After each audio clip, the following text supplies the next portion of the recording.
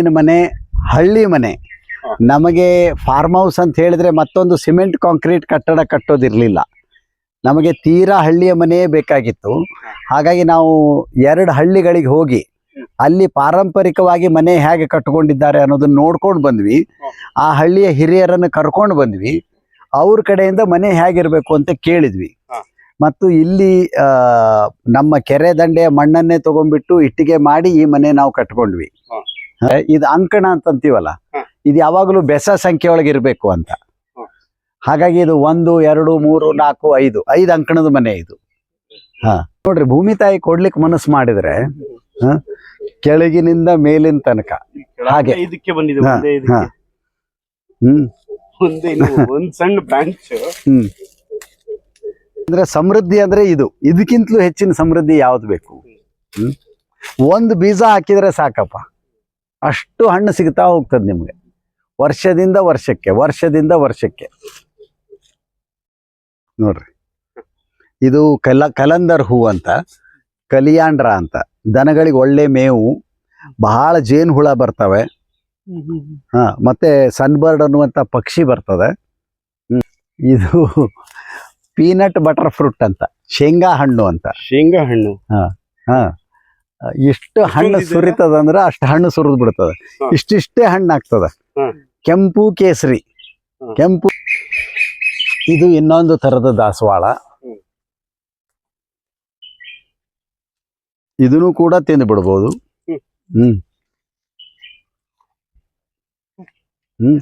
ಇದಕ್ಕೆ ಸರ್ವ ಸಾಂಬಾರ್ ಅಂತಾನೆ ಹೆಸರು. ಮೆಣಸು ಅಂತ ಒಬ್ರು ಹೇಳ್ತಾರೆ. ಸರ್ವ ಸಾಂಬಾರ್, ಎಲ್ಲಾ ಸಾಂಬಾರುಗಳ ಪರಿಮಳ ಇರುವಂತದ್ದು. ನೀವು ಸರ್ ನಮಸ್ತೆ. ನಮಸ್ಕಾರ. ಸ್ವಾಗತ ನಿಮ್ಗೆ. ನೀವು ಸ್ವಾಗತ ಹೇಳ್ತಾ ಇದ್ದೀರಾ? ಹೌದು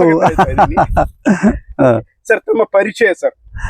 ನಾನು ಡಾಕ್ಟರ್ ಸಂಜೀವ್ ಕುಲಕರ್ಣಿ, ಧಾರವಾಡದೊಳಗೆ 35 ವರ್ಷ ಹೆರಿಗೆ ಮತ್ತು ಸ್ತ್ರೀ ಆರೋಗ್ಯ ತಜ್ಞ ಅಂಥೇಳಿ ವೃತ್ತಿ ಮಾಡಿದವನು. ನಮ್ಮ ಮನೆ ಇರೋದು ಧಾರವಾಡದೊಳಗೇನೆ. ಇದು ನಮ್ಮ ಸುಮನ ಸಂಗಮ ಅನ್ನುವಂಥ ಕಾಡು ತೋಟ. ನಿಮಗೆಲ್ಲರಿಗೂ ನಮ್ಮ ಸುಮನ ಸಂಗಮ ಕಾಡು ತೋಟಕ್ಕೆ ಸ್ವಾಗತ. ಸರ್, ನಿಮ್ಮ ತೋಟದಲ್ಲಿ ಮತ್ತೊಂದು ಮನೆ ಹತ್ರ ಬಂದ್ವಿ. ಏನಿದೆ ಮನೆ? ಮತ್ತೊಂದು ಮಣ್ಣಿನ ಮನೆನಾ? ಹೌದು, ಮತ್ತೊಂದು ಮಣ್ಣಿನ ಮನೆ, ಹಳ್ಳಿ ಮನೆ. ನಮಗೆ ಫಾರ್ಮ್ ಹೌಸ್ ಅಂತ ಹೇಳಿದ್ರೆ ಮತ್ತೊಂದು ಸಿಮೆಂಟ್ ಕಾಂಕ್ರೀಟ್ ಕಟ್ಟಡ ಕಟ್ಟೋದಿರಲಿಲ್ಲ. ನಮಗೆ ತೀರಾ ಹಳ್ಳಿಯ ಮನೆಯೇ ಬೇಕಾಗಿತ್ತು. ಹಾಗಾಗಿ ನಾವು 2 ಹಳ್ಳಿಗಳಿಗೆ ಹೋಗಿ ಅಲ್ಲಿ ಪಾರಂಪರಿಕವಾಗಿ ಮನೆ ಹೇಗೆ ಕಟ್ಕೊಂಡಿದ್ದಾರೆ ಅನ್ನೋದನ್ನ ನೋಡ್ಕೊಂಡು ಬಂದ್ವಿ. ಆ ಹಳ್ಳಿಯ ಹಿರಿಯರನ್ನು ಕರ್ಕೊಂಡು ಬಂದ್ವಿ. ಅವ್ರ ಕಡೆಯಿಂದ ಮನೆ ಹೇಗಿರ್ಬೇಕು ಅಂತ ಕೇಳಿದ್ವಿ. ಮತ್ತು ಇಲ್ಲಿ ನಮ್ಮ ಕೆರೆ ದಂಡೆಯ ಮಣ್ಣನ್ನೇ ತಗೊಂಡ್ಬಿಟ್ಟು ಇಟ್ಟಿಗೆ ಮಾಡಿ ಈ ಮನೆ ನಾವು ಕಟ್ಕೊಂಡ್ವಿ. ಅದಕ್ಕೆ ಮಣ್ಣಿನ ಇಟ್ಟಿಗೆನೆ. ಮತ್ತು ಆ ಹಿರಿಯರು ಹೇಳಿದ್ದೇನು ಅಂತಂದ್ರೆ, ಇದು ಅಂಕಣ ಅಂತಂತೀವಲ್ಲ, ಇದು ಯಾವಾಗಲೂ ಬೆಸ ಸಂಖ್ಯೆ ಒಳಗೆ ಇರಬೇಕು ಅಂತ. ಹಾಗಾಗಿ ಇದು 1 2 3 4 5 ಅಂಕಣದ ಮನೆ ಇದು. ಅಂದ್ರೆ ಆ ಥರದ ಇದು ಕಟ್ಟೆ ಹೀಗಿರ್ಬೇಕು, ಕಿಟಕಿಗಳು ಹೀಗಿರ್ಬೇಕು. ಅವ್ರೇನು ನಮಗೆ ಸಲಹೆಗಳನ್ನು ಕೊಟ್ಟರು ಅದನ್ನು ನಾವು ಮಾಡ್ಕೊಂಡು ಬಂದ್ವಿ. ಪೂರ್ತಿ ಮಣ್ಣಿಂದೇನಾ ಸರ್ ಅದು? ಹೌದು, ಮಣ್ಣಿಂದೆ, ಪೂರ್ತಿ ಮಣ್ಣಿಂದೆ.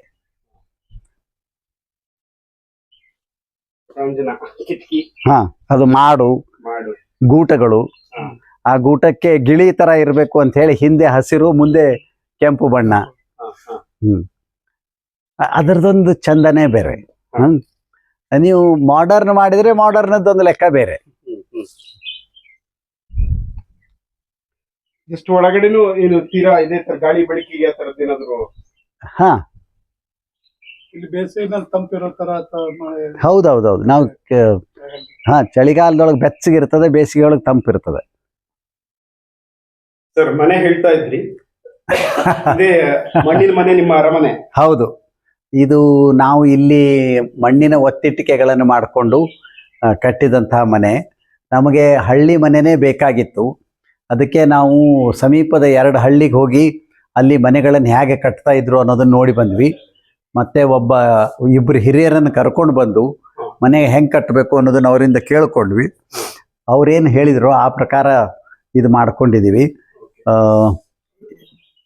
ಪೂರ್ತಿ ಮಣ್ಣಿಂದೆ. ಸಾಕಷ್ಟು ಗಾಳಿ ಬೆಳಕು ಇರುವಂಗೆ, ನಮಗೆ ಫ್ಯಾನಿನ ಅವಶ್ಯಕತೆ ಬರುವುದಿಲ್ಲ. ಇಲ್ಲಿ 2 ಸಣ್ಣ ಕೋಣೆ ಮಾಡ್ಕೊಂಡಿದ್ದೀವಿ. ಮತ್ತೆ ಇಲ್ಲಿ ಮೇಲ್ಗಡೆ ಒಂದು ಕಟ್ಟೆ. ನಮ್ಮ ಸಾಕಷ್ಟು ಚರ್ಚೆಗಳು ಮತ್ತೊಂದು ಎಲ್ಲ ಇಲ್ಲೇ ನಡೀತದೆ. ಶಿಬಿರಗಳಿದ್ದಾಗ ಸಾಮಾನ್ಯವಾಗಿ ಮಹಿಳೆಯರು ಇಲ್ಲಿ ಮಲ್ಕೊಳ್ತಾರೆ, ಇದರಲ್ಲಿ ಇರ್ತಾರೆ. ನಾವು ಇನ್ನೊಂದು ನೋಡಿದ್ವಲ್ಲ, ಪುರುಷರಿಗೆ ಮೇಲೆ ಮತ್ತು ಕೆಳಗಡೆ ಇನ್ನೊಂದು ಸಣ್ಣದು ಮಾಡ್ಕೊಂಡಿದೀವಿ, ಅಲ್ಲಿ ಇರ್ತಾರೆ. ಇದು ಮೇಲೆ ಕಟಾಂಜನ ಇದು ಮಾಡಿದ್ದೀರಾ? ಹಾ, ಇದು ಹಳ್ಳಿ ಅದ್ಮೇಲೆ ಅಟ್ಟದ ಮೇಲೆ ಹೋಗೋ ಸಲುವಾಗಿ ಮಾಡ್ಕೊಂಡಿರೋದು. ಅಲ್ಲೊಂದು ಸಣ್ಣ ಸ್ವಲ್ಪ ಪ್ಲೈವುಡ್ ರಿಪೇರಿ ಆಗಬೇಕು.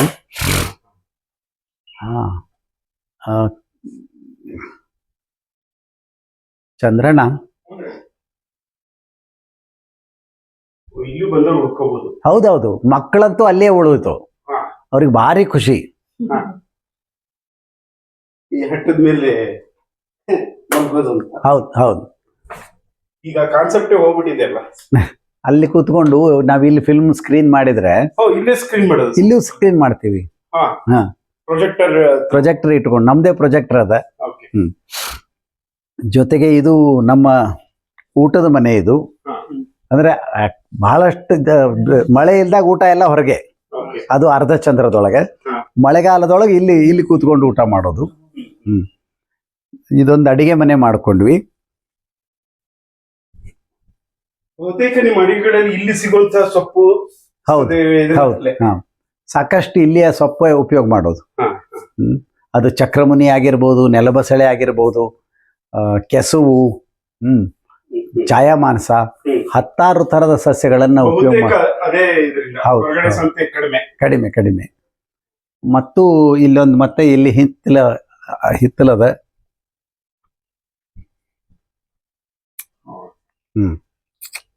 ಅವಾಗ್ಲೇ ಇದ್ರ ಹಿಂದೆಲ್ಲ ಹೋಗಿದ್ವಲ್ಲ. ಬಾಳೆ ಎಲ್ಲ ಇಲ್ಲಿಂದನೇ ಕಾಣುತ್ತೆ. ನಿಂಬೆ ಅದು ಇಷ್ಟೊಂದು ಬಿಟ್ಟಿದೆ ಅನ್ಸುತ್ತಲ್ಲ. ಅದು ಕೋಕಮ್ ಅದು. ಅದು ಕೋಕಮ್ ಅದ, ಮಾವದ, ಬಾಳೆ ಅದ.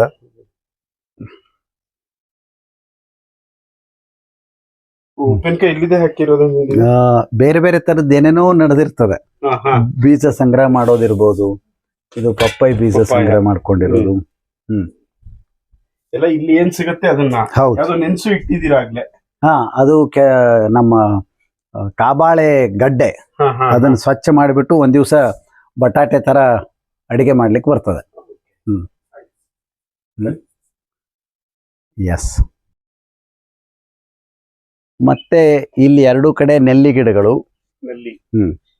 ಇದು ಪಾರಿಜಾತ. ವರ್ಷಕ್ಕೆ 3 ಸಲ 4 ಸಲ ಪೂರ ಹೂವಿನ ಹಾಸಿಗೆ ಇರ್ತದೆ ಬೆಳಿಗ್ಗೆ ಎದ್ದು ಬಂದಾಗ. ಆಮೇಲೆ ಇದು ಲವಂಗ ತುಳಸಿ ಅಂತ ಹೇಳಿ. ಲವಂಗ ತುಳಸಿ, ಇದು ತುಳಸಿ ಜಾತಿದೇನೆ. ಕೆಮ್ಮಿಗೆ ಭಾರಿ ಒಳ್ಳೆ ಔಷಧಿ. ಒಂದ್ ಎಲೆ ಸುಮ್ಮನೆ ತಿಂದು ನೋಡ್ರಿ.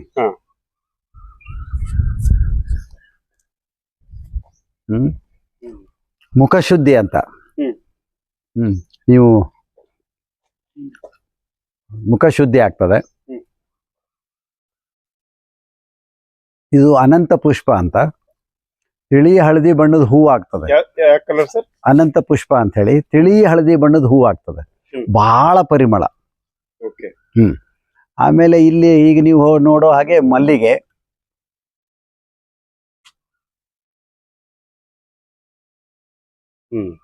ಒಳ್ಳೆ ಪರಿಮಳ. ಈಗ ಸದ್ಯ ಪರಿಮಳ, ಇದನ್ನ ಹೂವಿನ ಮಲ್ಲಿಗೆದು ಸೀಸನ್ ಈಗ. ದುಂಡು ಮಲ್ಲಿಗೆ. ನೀವು ಇದೇ ಕೇಳಿದ್ರಲ್ಲ, ಅದು ರಾತ್ರಿ ಹೂ ಆಗೋದು.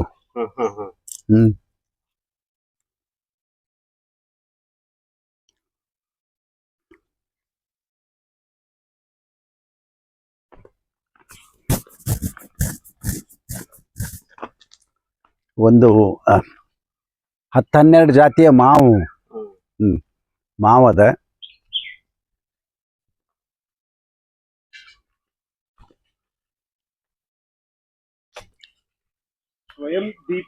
ಸ್ವಯಂ ದೀಪ ಸಸಿ ಮನೆ ಅಂತ ಹೇಳಿ.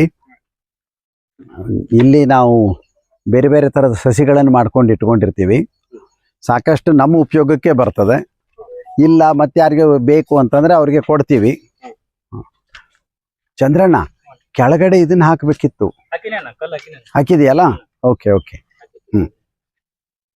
ಈಗ ಸದ್ಯಕ್ಕೆ ಇದು ನಮ್ಮಲ್ಲಿರುವಂತಹ ಸಸಿ ಮನೆ. ಇನ್ನು ಈಗ ಬೇಸಿಗೆ, ಇನ್ನು ಮತ್ತೆ ಹೊಸ ವರ್ಷದ ಸಸಿಗಳನ್ನು ತಯಾರು ಮಾಡಬೇಕು. ಇದು ದಾಸವಾಳ ಅದ, ನೀರ್ಲ್ ಅದ, ಆ, ಆ, ಇದು ನಮ್ಮ ಹತ್ತಿ ಅದ, ರಾಮಫಲ ಅದ, ಸೀತಾಫಲ ಅದ. ಇಲ್ಲಿ ಪಪ್ಪಾಯಿ ಸಸಿಗಳನ್ನು ತಯಾರು ಮಾಡ್ಕೊಂಡು ಇಟ್ಕೊಂಡಿದ್ದೀವಿ. ಅಲ್ಲಿ ಕಾಫಿ ಸಸಿ ಇದಾವೆ, ಅಂಟವಾಳದ ಸಸಿ ರೆಡಿ ಆಗ್ಯಾವ. ಶಿಬಿರಕ್ಕೆ ಬಂದವರೆಲ್ಲ ಇಲ್ಲಿಗೆ ಒಂದು ವಿಸಿಟ್ ಹಾಕಿ ಹೋಗ್ತಾರೆ. ವಿಸಿಟ್ ಹಾಕಿ ಹೋಗ್ತಾರೆ, ಯಾವ್ದು ಬೇಕೋ ತಗೊಂಡು ಹೋಗ್ತಾರೆ. ಅದಕ್ಕಿಂತ ದೊಡ್ಡ ಸಂತೋಷವೇ ಇಲ್ಲ. ನೀರ್ಗುಂಡಿ ಅಂತ ಹೇಳಿದ್ರು ನೀನು. ನೀರ್ಗುಂಡಿ ಇಲ್ಲ, ನಮ್ಮಲ್ಲಿ ಅದಿಲ್ಲ ಸದ್ಯ. ಚಂದ್ರಣ್ಣ, ನಾವು ಸ್ವಲ್ಪ ಒಂದು ಸುತ್ತ ಹೊಡೆದು ಬರ್ತೀವಿ. ಈಗ ಇವ್ರ ಕೈಯಿಂದ ಏನು ಹಚ್ಚಿಸ್ಬೋದು? ಈಗ 3 ಜನ ಇದಾರಲ್ಲ. ನೋಡ, ಒಂದು ಅಲ್ಲಿ ಒಂದ್ ಕಡೆ ಹುಣಸೆ ಅದ, ಒಂದು ಸಣ್ಣದು, ಇದನ್ನ ಹುಣಸೆ ಹಚ್ಸೋಣಂತ, ಹತ್ತಿ ಹಚ್ಚಿಸೋಣಂತ, ಆಮೇಲೆ ನೀರ್ಲು ಗಿಡ ಹಚ್ಕೊಳ್ಳೋದು. ಒಂದು 4-5 ಆದ್ರೂ ಇವ್ರ ಕೈಯಿಂದ ಹಚ್ಚಿಸ್ಬಿಡೋದಂತ.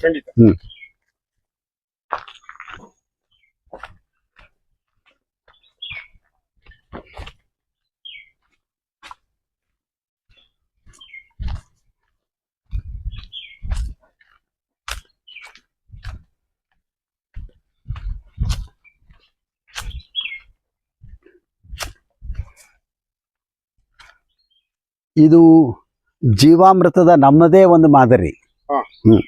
ಜೀವಾಮೃತ ಅಂದ್ರೆ ಅದು ಇಷ್ಟು ನೀರಿಗೆ ಇಷ್ಟು ಬೆಲ್ಲ ಹಾಕಬೇಕು, ಕಡಲೆ ಹಿಟ್ಟು ಹಾಕಬೇಕು, ಸೆಗಣಿ ಹಾಕಬೇಕು, ಗಂಜಲ ಹಾಕಬೇಕು. ಅದು ದಿವ್ಸಕ್ಕೊಂದ್ಸಲ 12 ಸಲ ಹೀಗೆ ತಿರುಗಿಸ್ಬೇಕು, 12 ಸಲ ಅದೇನೇನೋ ಲೆಕ್ಕಾಚಾರ ಅದ.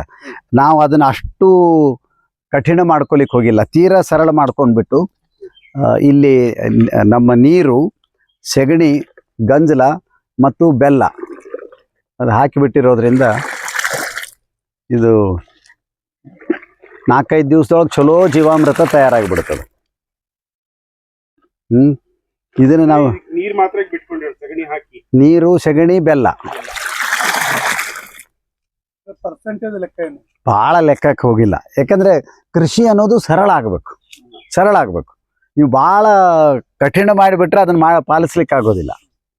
ಇದನ್ನ ಎತ್ತಿ ಮತ್ತೆ ಇದ್ರೊಳಗೆ ಇದೆಲ್ಲ ತೊಪ್ಪಲನ್ನು ಇದರೊಳಗೆ ತೋಯಿಸ್ಬಿಟ್ಟಿರ್ತೀವಿ. ಇದನ್ನೆಲ್ಲ ಬೇರೆ ಬೇರೆ ಗಿಡಗಳಿಗೆ ಕೊಡ್ತಾ ಹೋಗ್ಬಿಡೋದು. ಈಗ ಇದನ್ನ ನೀವೇ ಹೋಗಿ ಹಾಕೋದಲ್ವಾ? ಹೌದು, ನಾವೇ ಹೋಗಿ ಹಾಕೋದು. ಇದಕ್ಕೆ ಸಪರೇಟ್ ಪೈಪ್ ಲೈನ್ ತರ ಏನ್ ಮಾಡಿಲ್ಲ? ಇಲ್ಲ.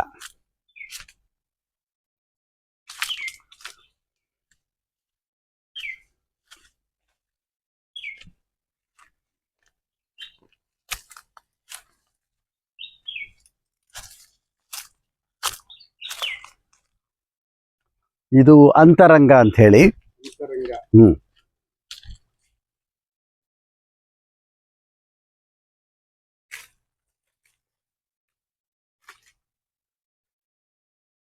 ನಿಮ್ಗೆ ಕಾಣಿಸ್ತದ? ಗುಯ್ ಅಂತ. ಇಲ್ಲ, ಇದು ಜೇನು. ಇದು ತಾರೆ ಮರ. ಈಗ ಹೂ ಆಗಿರೋದ್ರಿಂದ ಅದು ಪೂರ ಜೇನಿಲ್ಲಿ ನಿಂತ್ರೇನೆ ಜೇನಿನ ವಾಸನೆ. ಹೌದಾ?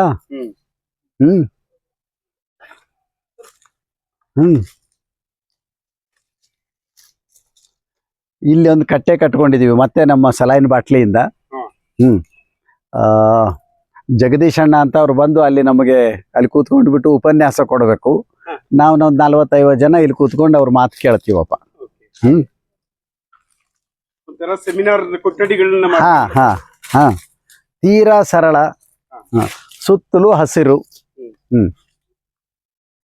ಅಲ್ಲಿ ಒಂದು ಮರಮನೆ ಇತ್ತು, ಅದು ಅದೆಲ್ಲ ಮಂಗಗಳೆಲ್ಲ ಜಿಗದಾಡ್ಬಿಟ್ಟು ಅದನ್ನ ಮುರಿದಾಕ್ಬಿಟ್ಟು. ಕೂರ್ತಾ ಇದ್ರು ಸರ್ ಅಲ್ಲಿ? ಕೂರೋದಲ್ಲ, ರಾತ್ರಿ ಮಲ್ಕೊಳ್ಳೋದಲ್ಲಿ.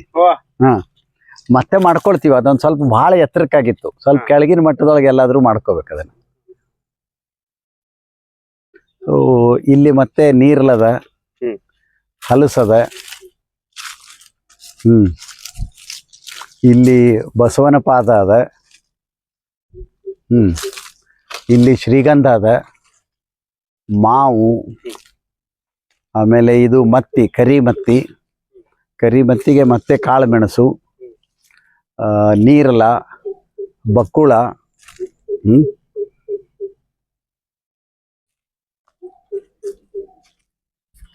ಈ ಮಧ್ಯಾಹ್ನ ಬೇಸಿಗೆ ಒಳಗೂ ಕೂಡ ನೀವು ಇಷ್ಟು ಆರಾಮಾಗಿದ್ದೀವಿ. ತಣ್ಣಗಿದೆ. ತಣ್ಣಗಿದೆ. ನಾವು ಯಾವಾಗಲೂ ನೋಡೋದಂದ್ರೆ ಅದೇನು ಮೇನ್ ರೋಡ್ ಅಂತ ಹೇಳ್ತೀವಿ, ಮೇನ್ ರೋಡ್ಗಿಂತಲೂ ಇಲ್ಲಿ 5 ಡಿಗ್ರಿ ಟೆಂಪ್ರೇಚರ್ ಕಡಿಮೆ ಇರ್ತದೆ. 5 ಡಿಗ್ರಿ ಅಷ್ಟು ಕಡಿಮೆ ಇರ್ತದೆ. ಇದು ಒಂದು ಹಲಸಿನ ಮರ ನೋಡಿಕೊಂಡು ನಾವು ಆ ಕಡೆ ಹೋಗೋಣಂತೆ.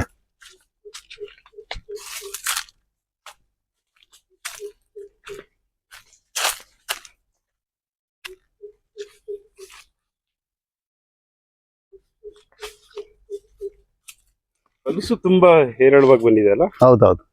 ಅದು ನೋಡ್ರಿ, ಭೂಮಿ ತಾಯಿ ಕೊಡ್ಲಿಕ್ಕೆ ಮನಸ್ಸು ಮಾಡಿದ್ರೆ ಕೆಳಗಿನಿಂದ ಮೇಲಿನ ತನಕ ಹಾಗೆ. ಇದಕ್ಕೆ ಬಂದಿದೆ. ಹಾ, ಒಂದೇ ಹಾ. ಇದಕ್ಕೆ ಹ್ಮ್ ಒಂದೇ ಒಂದ್ ಸಣ್ಣ ಬ್ರಾಂಚ್. ಹ್ಮ್ ಹಾ ಸರ್, ಏನ್ ಹೇಳ್ತಾ ಇದ್ರಿ? ಅದೇ ಅಂದ್ರೆ ಸಮೃದ್ಧಿ ಅಂದ್ರೆ ಇದಕ್ಕಿಂತಲೂ ಹೆಚ್ಚಿನ ಸಮೃದ್ಧಿ ಯಾವ್ದು ಬೇಕು? ಒಂದು ಬೀಜ ಹಾಕಿದ್ರೆ ಸಾಕಪ್ಪ, ಅಷ್ಟು ಹಣ್ಣು ಸಿಗ್ತಾ ಹೋಗ್ತದೆ ನಿಮ್ಗೆ, ವರ್ಷದಿಂದ ವರ್ಷಕ್ಕೆ, ವರ್ಷದಿಂದ ವರ್ಷಕ್ಕೆ.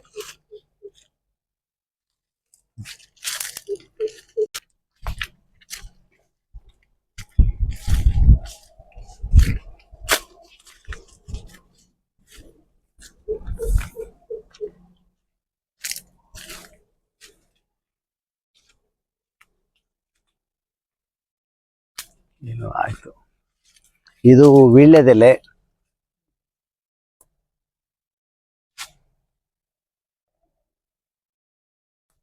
ಒಂದ್ ಬಳ್ಳಿ ಅಲ್ಲಿ ಎಲ್ಲೋ ಇದಕ್ಕೆ ಹ್ಮ್ ಹ್ಮ್ ಹ್ಮ್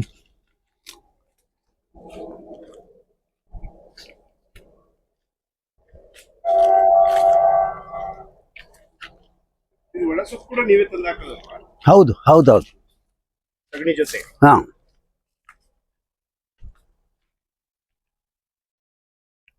ಒಂದ್ ಎಮ್ಮೆ ಕಟ್ಕೊಂಡಿದೀರಾ ಅನ್ಸುತ್ತಲ್ವಾ? ಸದ್ಯಕ್ಕೆ ಒಂದೇ ಎಮ್ಮೆ ಇರೋದು. ಇದ್ರದ್ದು ವಾಸನೆ ನೋಡ್ರಿ.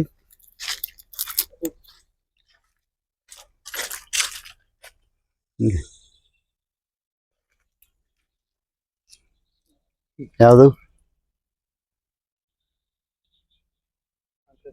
ಬೆಳ್ಳುಳ್ಳಿ. ಹೌದಲ್ಲ? ಹಾ, ಬೆಳ್ಳುಳ್ಳಿ ವಾಸನೆನೇ ಆಗಿದೆ. ಪ್ರಕೃತಿಯೊಳಗೆ ಎಷ್ಟು ಆಶ್ಚರ್ಯ ಅಂದ್ರೆ ಅಷ್ಟು ತರದ ಆಶ್ಚರ್ಯಗಳು. ಹಾ, ಬೆಳ್ಳುಳ್ಳಿ. ಹಾ, ಹೂ ಇಷ್ಟು ಚಂದ ಹೂ ಆಗ್ತದಂದ್ರೆ ಅದಕ್ಕೆ ನಾವು ಬೆಳ್ಳುಳ್ಳಿ ಬಳ್ಳಿ ಅಂತಾನೆ ಕರಿತೀವಿ. ಹೆಸರು ಗೊತ್ತಿಲ್ಲ ನಮಗೆ. ಇದನ್ನೇನು ಏನು ಉಪಯೋಗಿಸ್ತಾರ? ಇದು ನಾವು ತಿಂತೀವಿ, ಆದ್ರೆ ಅಡಿಗೆ ಮಾಡಿದ್ಮೇಲೆ ಈ ವಾಸನೆ ಉಳಿಯೋದಿಲ್ಲ. ಹಾ, ಹ್ಮ್, ಹೌದು, ಮಾಡ್ಬೋದು ಮಾಡ್ಬೋದು. ಇದು ಹೂವಿನ ಹಾಸಿಗೆ ನಿಮ್ಮ ಸಲುವಾಗಿಯೇ. ಹ್ಮ್, ಅಲ್ಲಿದೆ ನಿಮ್ಮ ಹಿಂದೆ. ಹಿಂದೆ ಅದೇ.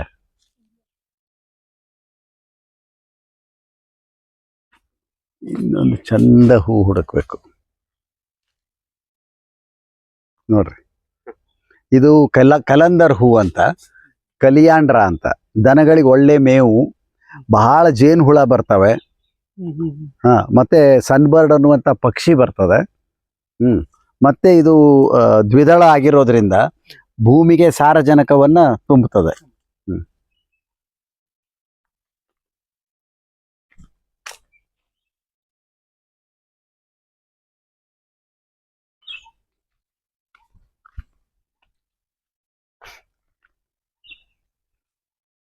ಇಲ್ಲಿ ಸ್ವಲ್ಪ ತರಕಾರಿ, ಬದನೆಕಾಯಿ ಅದ, ಮೆಣಸಿನಕಾಯಿ ಅದ, ಕಾಲಿಫ್ಲವರ್ ಅದ.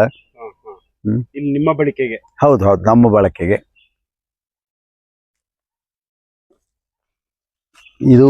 ಇದು ಮೋಸಂಬಿ. ಈ ಸಣ್ಣ ಮಿಡಿ ಅದ ಈಗ ಅಲ್ಲಲ್ಲಿ. ಹಾ, ಇದು ಮೋಸಂಬಿ. ನಿಂಬೆ ತರನೇ ಇದಾಗುತ್ತಲ್ಲ? ಹೌದು, ದೊಡ್ಡದಾಗ್ತದೆ, ಸ್ವಲ್ಪ ಹುಳಿ ಜಾತಿ. ಇದು ಚಿಕ್ಕು.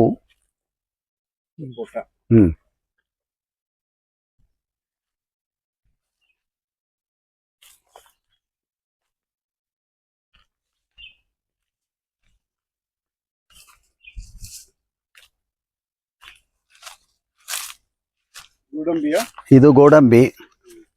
ಇನ್ನು ಹೂ ಬರ್ಲಿಕ್ಕೆ ಶುರು ಆಯ್ತು. ಮೇ ತಿಂಗಳೊಳಗೆ ಹಣ್ಣಾಗ್ತದೆ. ಇಲ್ಲಿ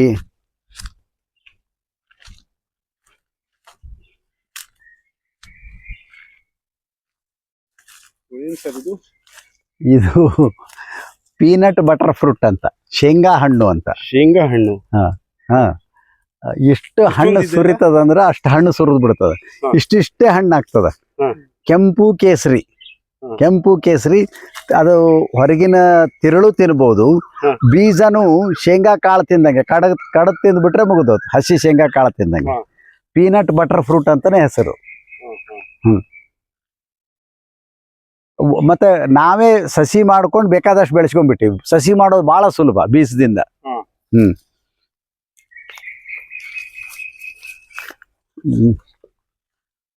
ಈಗೇನು ಪಕ್ಷಿಗಳ ಇದನ್ನ ಕೇಳ್ತಾ ಇದ್ದೀರಿ, ಸುಮಾರು 80 ತರದ ಪಕ್ಷಿಗಳಿದಾವೆ ಈಗ ನಮ್ಮ ತೋಟದೊಳಗೆ. ಮನೆ ಮಾಡ್ಕೊಂಡಿದ್ದಾವೆ. ಹೌದು.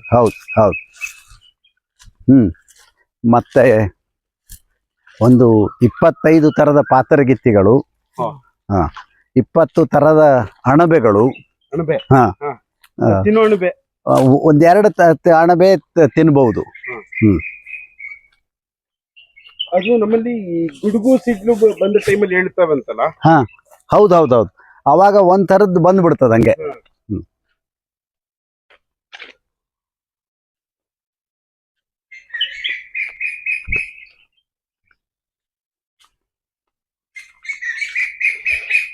ಇದು ಇನ್ನೊಂದು ತರದ ದಾಸವಾಳ. ಇದನ್ನು ಕೂಡ ತಿಂದು ಬಿಡ್ಬೋದು.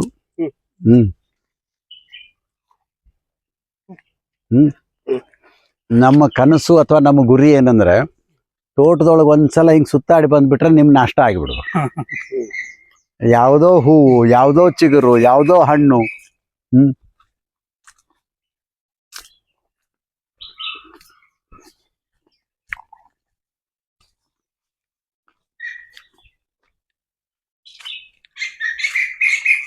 ಇದು ಅಂಟ್ವಾಳಕಾಯಿ. ಇದು ಇನ್ನೊಂದು ವಾರದೊಳಗೆ ಇವೆಲ್ಲ ತೆಗಿಬೇಕು.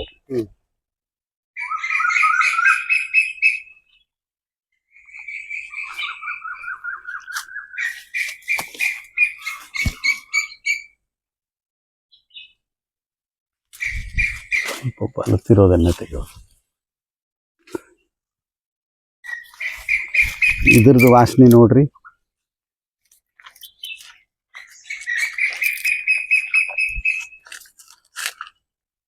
ಈ ಮಾವಿನಕಾಯಿದು ನನಗಲ್ಲ.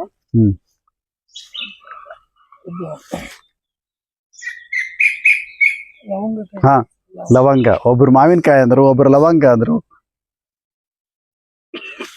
ಮತ್ತೆ ಯಾರಿಗೋ ಏಲಕ್ಕಿ ಅನ್ನಿಸ್ತದೆ. ಇದಕ್ಕೆ ಸರ್ವ ಸಾಂಬಾರ್ ಅಂತಾನೆ ಹೆಸರು. ಸರ್ವ ಸಾಂಬಾರ್. ಮೆಣಸು ಅಂತ ಒಬ್ರು ಹೇಳ್ತಾರೆ. ಸರ್ವ ಸಾಂಬಾರ್ ಎಲ್ಲಾ ಸಾಂಬಾರುಗಳ ಪರಿಮಳ ಇರುವಂತದ್ದು. ನೀವು ಮಸಾಲೆ ಅನ್ನ ಮಾಡುವಾಗ ಇದನ್ನ ಹಾಕಿದ್ರೆ ಸಾಕಪ್ಪ.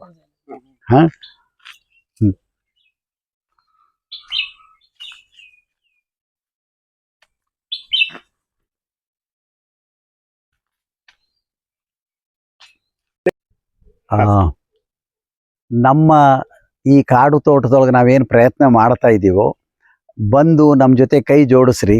ಇದನ್ನ ಇನ್ನೂ ಹೆಚ್ಚು ಹೇಗೆ ಚಂದ ಮಾಡ್ಬೋದು, ನಮ್ಮ ಪ್ರಯತ್ನಗಳನ್ನು ಇನ್ನೂ ಹೆಚ್ಚು ಸರಿ ಹೆಂಗೆ ಮಾಡ್ಬೋದು, ನಮಗೆ ನಿಮ್ಮ ಸಲಹೆಗಳು ಸೂಚನೆಗಳು ಬಹಳ ಬಹಳ ಅವಶ್ಯ. ದಯಮಾಡಿ ನಮಗೆ ಮಾರ್ಗದರ್ಶನ ಮಾಡಿರಿ. ಒಂದು ನೋಡಿದಿರಿ, ದಯಮಾಡಿ ಭಾಗ 2 ನೋಡ್ರಿ ಅಂತ ವಿನಂತಿ ಮಾಡ್ಕೊಳ್ತೀವಿ. Thank you.